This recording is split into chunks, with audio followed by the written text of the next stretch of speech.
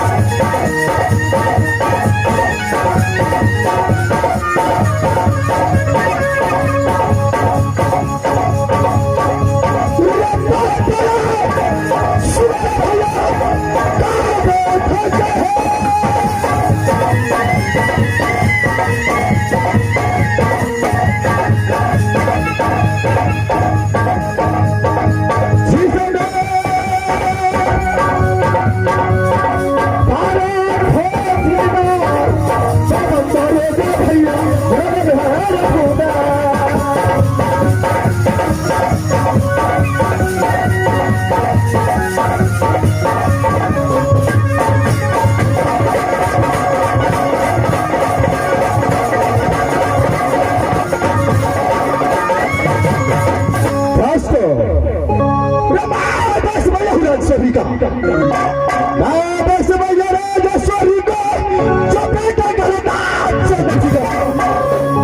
सगा भैयारी हूँ ढोलर का छोटे भाई का नाम ढोलर से बनता है तो तुझे बिरजा सकता मेरा ही नाम बिरजा से पड़ता है।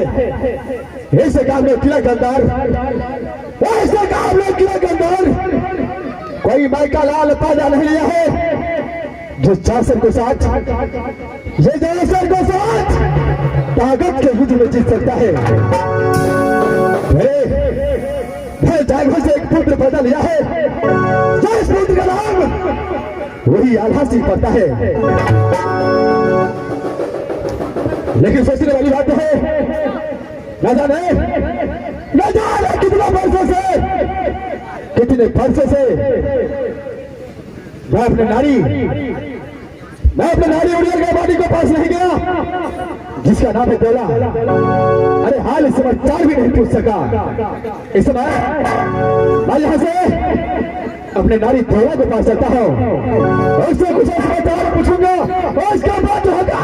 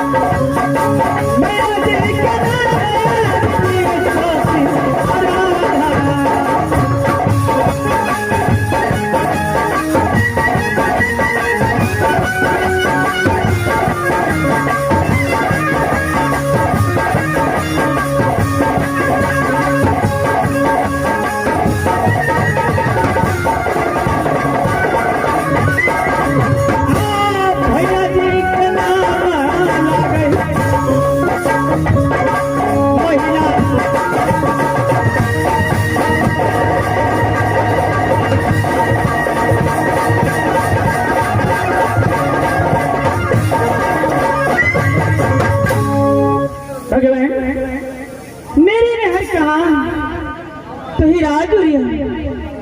पिताजी के नाम राजा बेली सिंह कि माता जी के नाम पड़ती है सती राधा। सती राधा की पेट से एक पुत्र और 2 पुत्री पैदा हुई जो मेरे नाम वही सती देवला पड़ता है। परमात्मा मुझसे छोटी बहन के नाम वही सतीमाल है और भैया जी के नाम वही माहिर सिंह पड़ता है। परमात्मा सास कहाँ है तो ही राज सुररी। ससुर जी के नाम राजा चंदन सिंह।